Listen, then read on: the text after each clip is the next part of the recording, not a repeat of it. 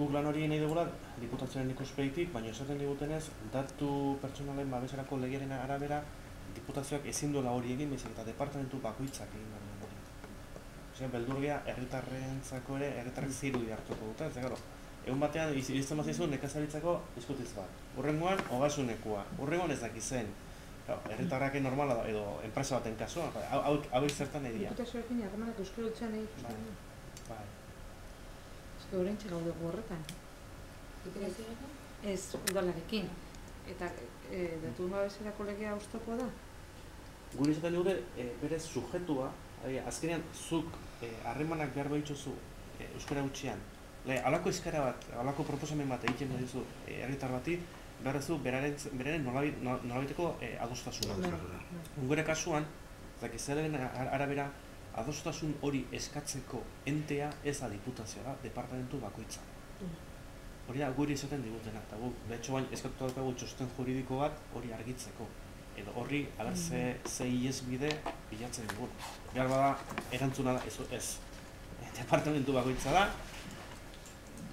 horrek guri ere pixkat ematen digu, lotxa puntu bat, edo ze ematen dugu, azkenean herritarrak nola jasoko duen hori, ezta? Adibidez hori ezin diteke saiestu guk adibidez badauku, ez? Udalarekin euskara hutsezko harremana idatzizkoa, ahozkoa bermatuta daula.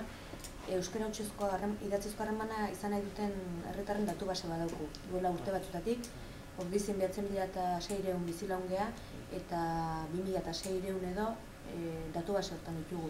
Ezin diteke hoiei galdera egin, hemendik aurrera diputazioarekin idatziz nahi dituzun harreman hoiek ere, ez bakarrik udalarekin, euskaraz nahi dituzu?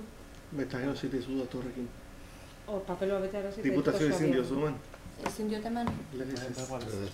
Informazioa ematen ditzen, Berak baimen ematen badao? Bai, ematen badizu informazio hori, ari naiz, beharro horren egiten. Berak adierazi beharko luke informazio hori ematean nahi dula. Hori. Errolda bat egiten maizua, errolda hori baiestatzeko zia hori egiten maizua, galdetu beharko zen. Eta importantzia izu...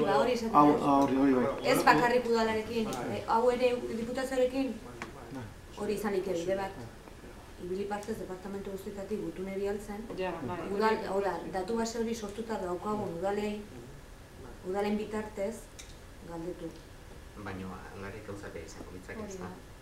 Diputazio bezala egin ezin badu, udal batek ezin galdetuko jo diputazioekin ze harremana dituzu, baizik eta galdetu beharko duke legez hola balima da, ogasunarekin ze hizkuntzatan izan nahi dituzu harremanak. Eta nekazaritzakoekin eta ez... Hori zehatu, Guri boxani hori esan baina... Baina gauza bat da dekretuak ze jartzen du? Ez duten datu basen...